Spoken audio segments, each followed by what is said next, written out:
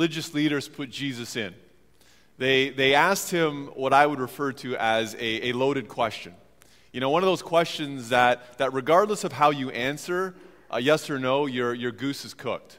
Perhaps you have found yourself in this situation, or perhaps you have put another in this situation.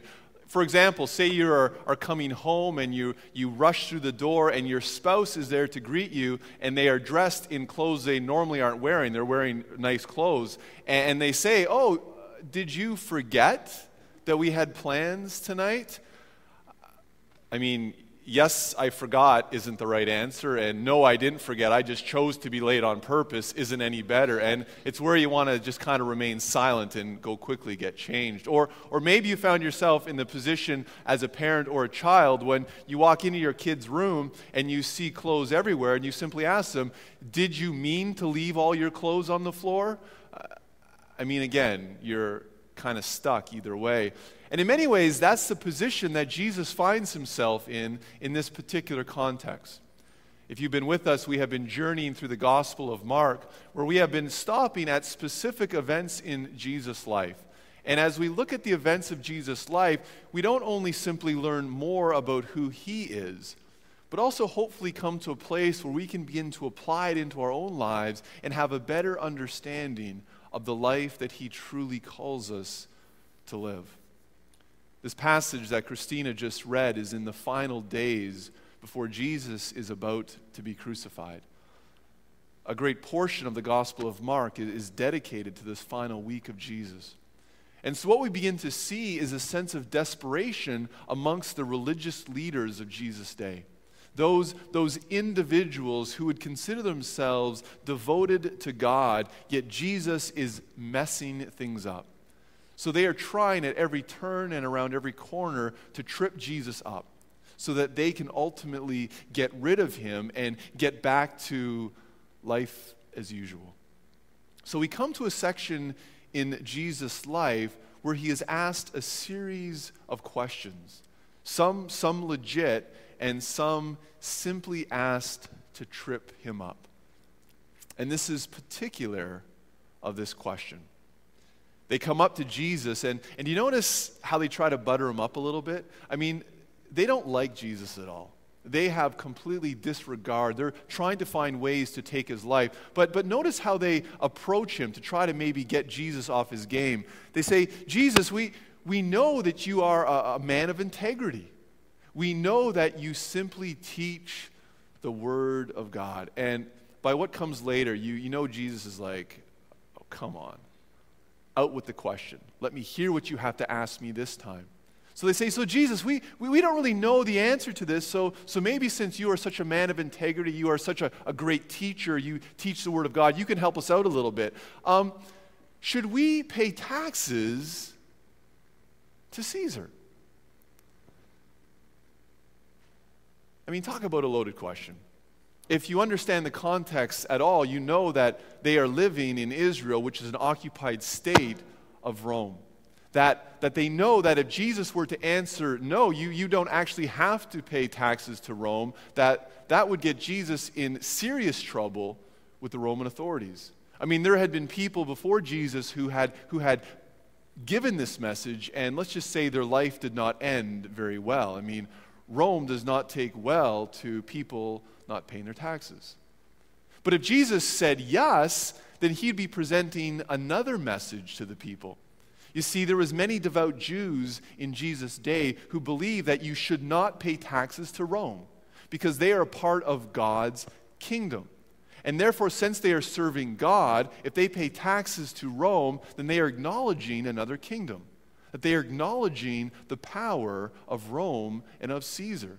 So therefore, a devout Jew would not want to pay taxes. To push it even further, an incredibly devout Jew would not even carry a Roman coin, a denarius, in their pocket. And the reason being is the coin had an image, a portrait of Caesar, whichever Caesar was the current ruling emperor of the time. And they took it seriously that when God said to Moses in the Ten Commandments, "Thou shalt not have any graven images," to carry a coin of the Caesar was a graven image. So therefore, to pay taxes was bad, but to carry a coin was even worse. So if Jesus says, no, you don't pay taxes, then he's in trouble with Rome. The religious leaders get what they want.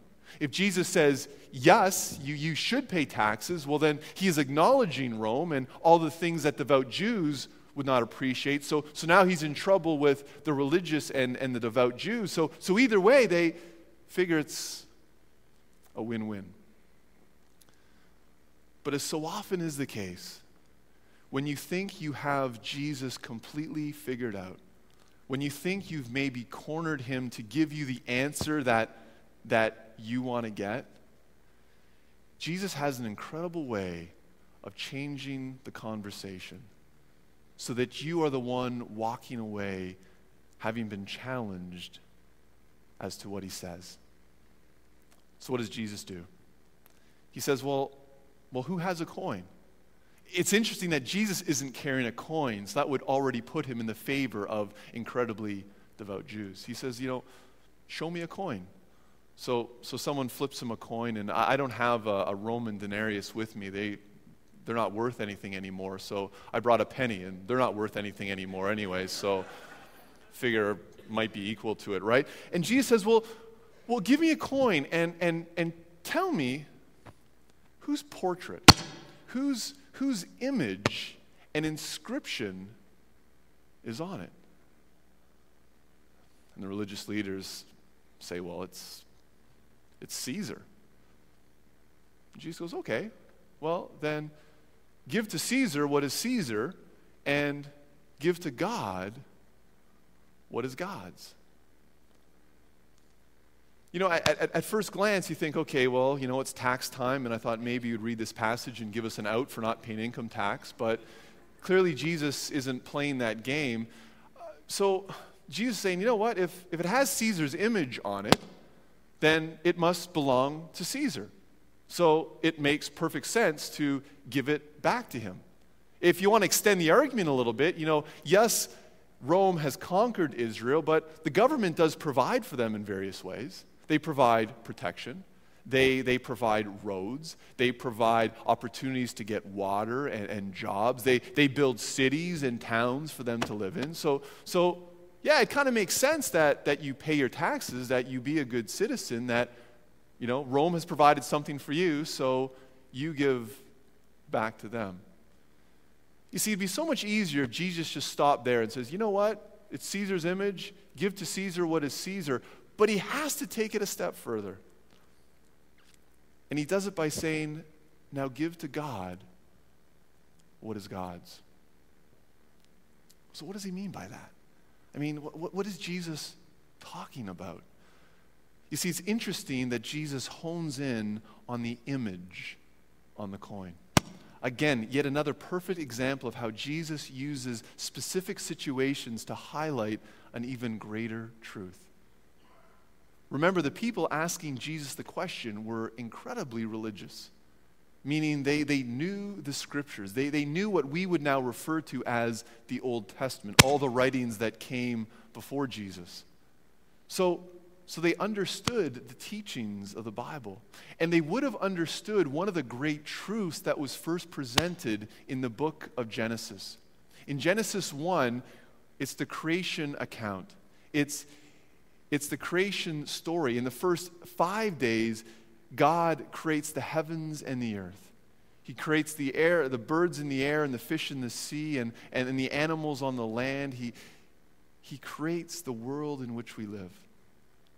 On the 6th day, he creates humans. And in verse 26 and verse 27 of Genesis chapter 1, this is how it's described.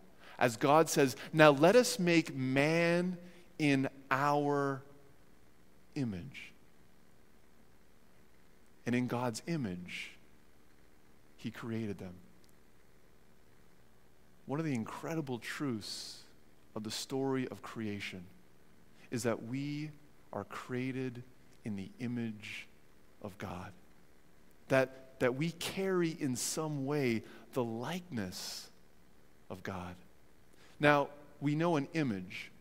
We know a likeness. We know a portrait is not the real thing, but rather it is an image of what the real thing is like.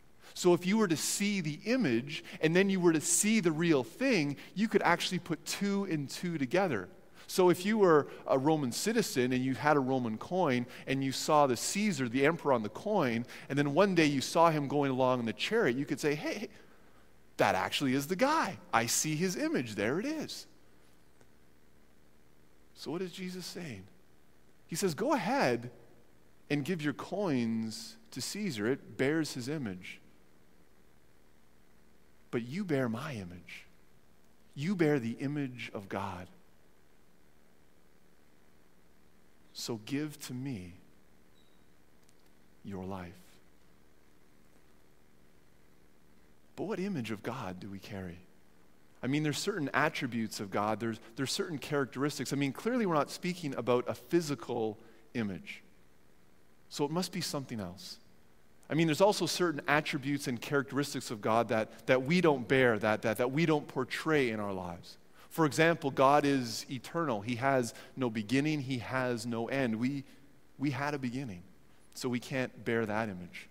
God is all-knowing. He knows all things that are going on. Now, some people may think they bear that characteristic. I actually read an interesting ad in a newspaper that was republished in a magazine a couple of years ago, and it was an advertisement of a woman selling her entire Encyclopedia Britannica set. 38-volume set, best price, will accept any offer. In brackets, reason for selling, husband clearly knows everything. But we know we're not all-knowing. We know that we're not all present. We can't be in more than one place at a time where God is in everything. So there's certain characteristics, there's certain realities that we cannot portray of God. But then there's other things. There's other images, there's other realities of God that we can portray. God is forgiving. We can be forgiving. God is patient, God is kind, God is gentle. We have the capacity to be those as well. God is ultimately loving. We have the ability to be loving. So what is the point in all this? What is the point that Jesus is making? When he says, give to God what is God's, he's saying, listen, you are to reflect the character of God in your life.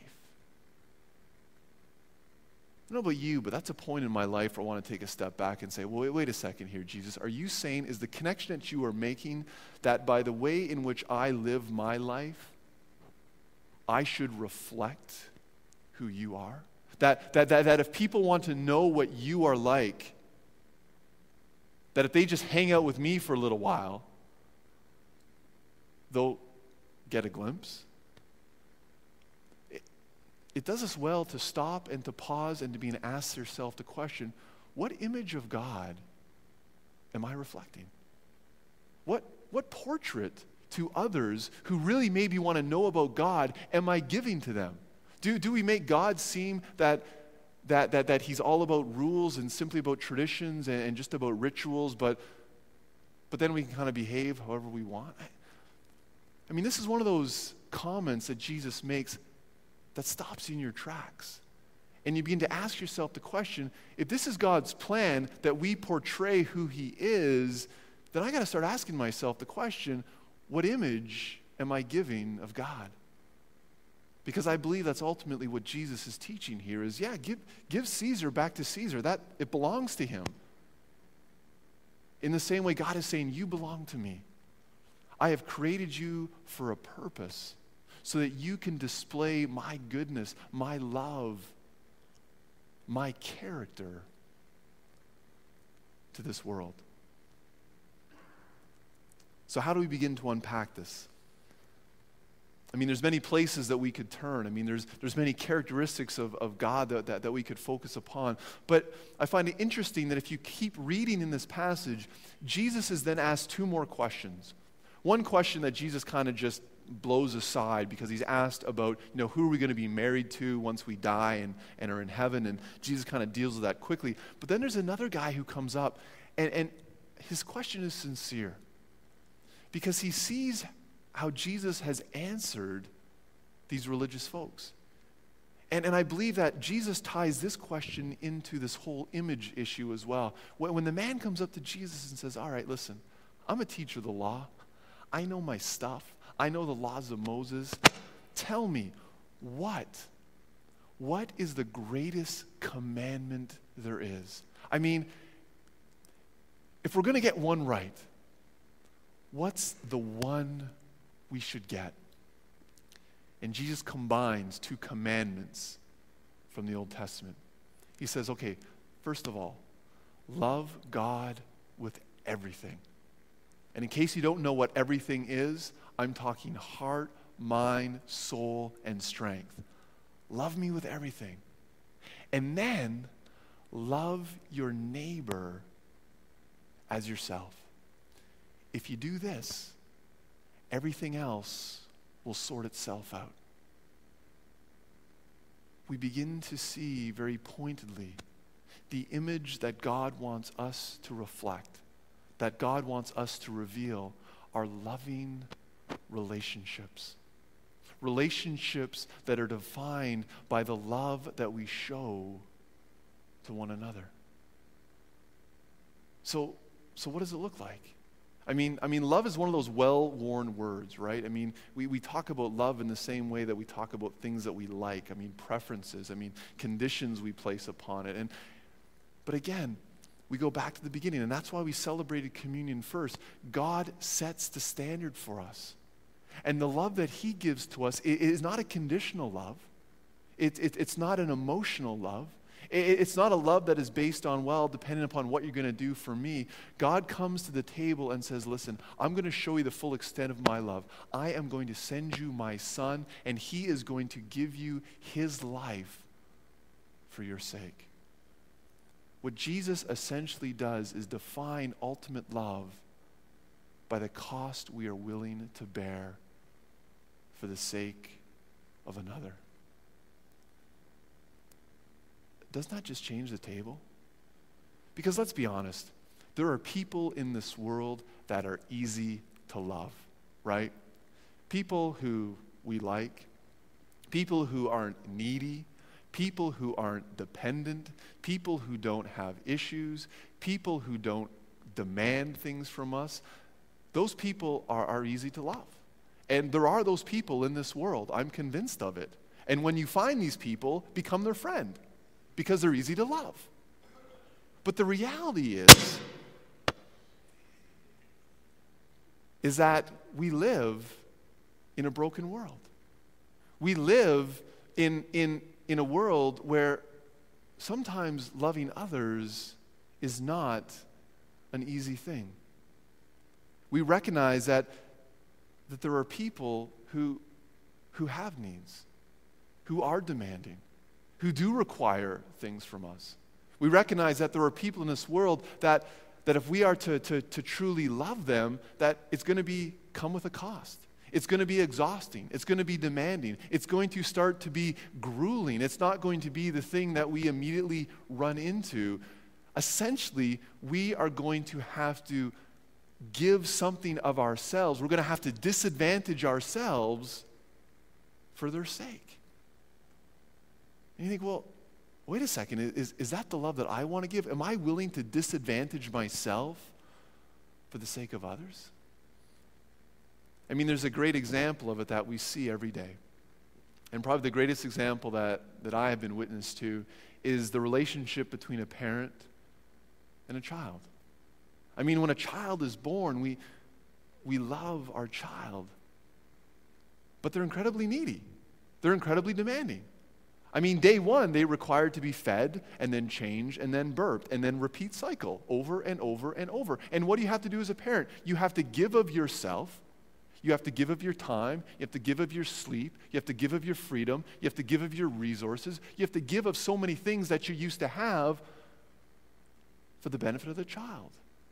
And then an amazing thing happens as this child begins to grow up, and they don't need you to feed them and change them and sleep with them as often, but now you need to read with them. and you read the same story over and over again. And they require conversation, which is not always the most scintillating conversation. You have many questions, and you continue to give, and you continue to give. Why? Because you are willing to bear the cost for their sake. And that you know that as a parent, it's an easy decision to make. Because if you don't bear the cost, if you do not disadvantage yourself for them, your child will pay the cost somewhere down the road. It's an easy choice to make. Heard this great line in a magazine this week. It says, "Children are the reward you get for not killing your own kids when they were teenagers." The reality is such a gift that grandchildren are. But it's a choice that we make. It's a gift that we give to them for their sake.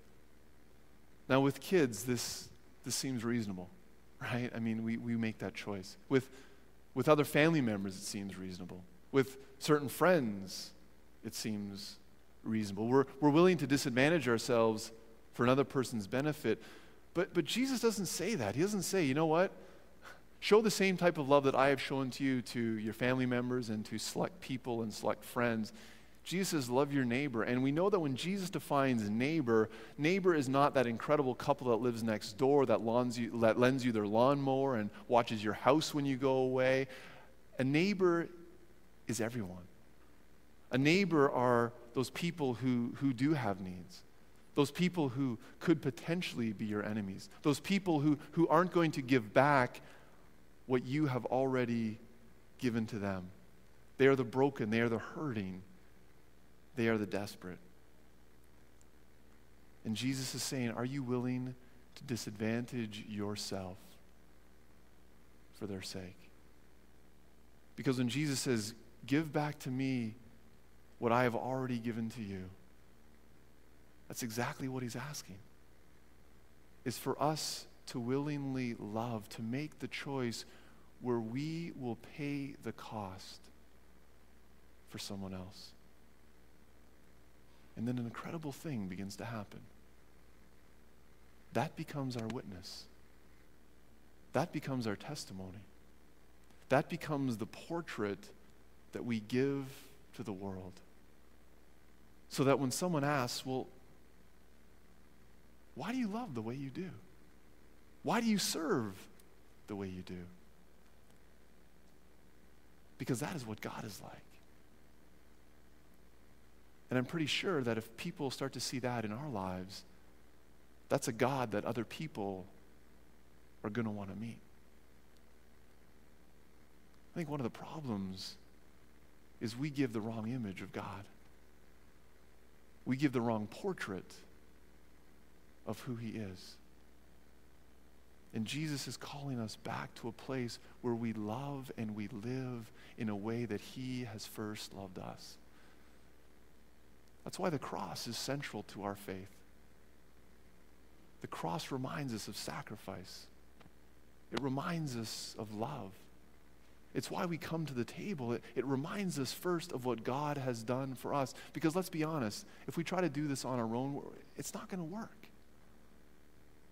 We're not going to sacrifice for people we don't know or don't really care about until we first get a glimpse of all that God has done for us.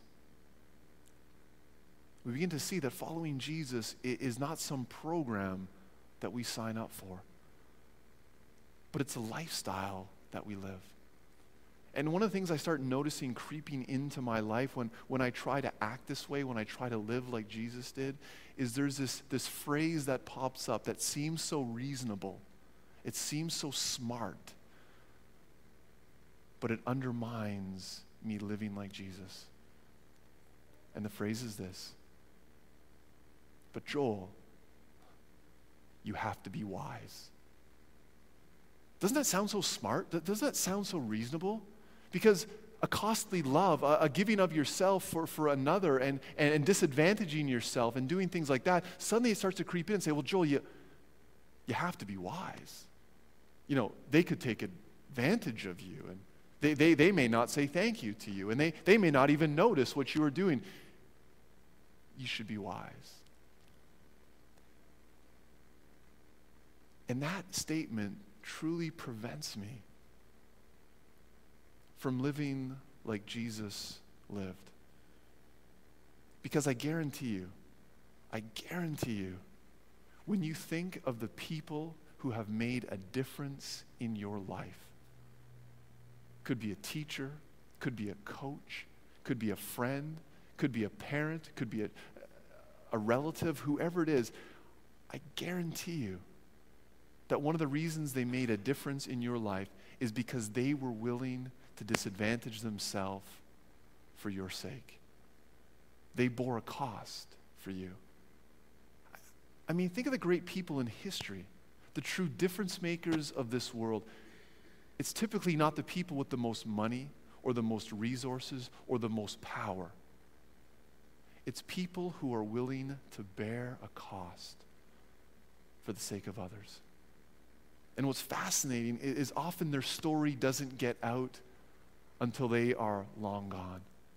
And the people begin coming forward as to telling the story of the difference that has happened. At the very end of this conversation, the man who asked Jesus what the greatest commandment is says, I think I'm starting to get it. So Jesus, you're saying that loving relationships are better than any offering or sacrifice? I can't say for certain, but I think there might have been a twinkle in Jesus' eye as he starts to say, you're starting to get it. You're starting to get it. Please stand with me as we sing together.